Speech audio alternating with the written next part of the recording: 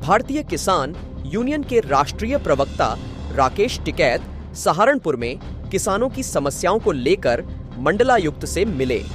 उन्होंने किसानों की समस्याओं के समाधान की मांग की। वहीं पत्रकारों से बातचीत करते हुए राकेश टिकैत ने 3 राज्यों में भारतीय जनता पार्टी की जीत पर भी टिप्पणी की।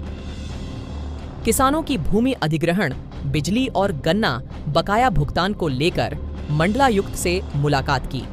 इसके बाद पत्रकारों से वार्ता करते हुए कहा कि बिजली को लेकर सरकार का गणित किसानों की समझ में नहीं आया है।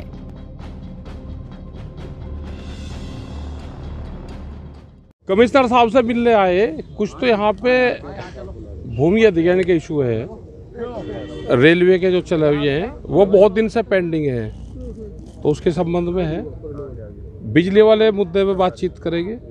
कुछ गन्ने के हैं इशू, और 3 जिलों के लोग यहाँ पाए जो पदाधिकारी है, एक बार सब आ जाएंगे। ये हो कि हर महीने कमिश्नर से एक मीटिंग हो, तो आज इसीलिए सब लोग आए। इनके अलग अलग इशू जिलों के हैं। किसानों की कौन कौन सी समस्या हो? किसानों की तो समस्या ही है। किसान तो जन्मजात ही समस्या में पैदा हो। गन्ने का भुगतान होता नहीं, बिजली के इतना चार्ज उस पर लगा देते हैं बिजली पे। भाई सरकार ने कहा कि हमारी सरकार आ जाएगी तो 5 साल फ्री रहेगी। सरकार आ गई, फिर कहा कि 1 साल फ्री रहेगी। फिर कुछ बयान आ जाते हैं इनके कि अप्रैल से फ्री हैं। अब जिसने बिल दे दिया उसका फ्री कैसे रहेगा? तो गणित जो है ना, सरकार का गणित और हमारी समझ में आया नहीं। तो ये सारे इशू है। धान किसान का बिका नहीं, लेकिन व्यापारी का सब बिके। बिहार पूर्वांचल से खरीद खा रहा, यहाँ तो सबका जा लिया, लेकिन बिकता अब भी है किसान के नाम पे। ये सारी समस्या।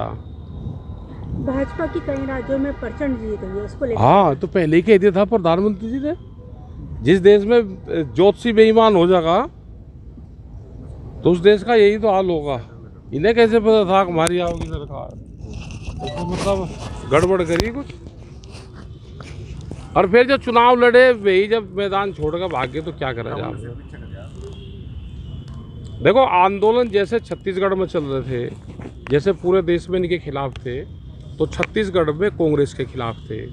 वहाँ पे भूमि अधिग्रहण का इशू, नया रायपुर बसरा है, वहाँ पे कोल माइन, वहाँ पे जो आदिवासियों की ज़मीनें फ्री और दान में छीननी जा रही है, तो पूरी जनता भी वहाँ पे भी नाराज थी। तो यही हाल है सब जगह। जो नहीं ठीक लड़ेगा तो भाई ऐसा ही हाल होगा।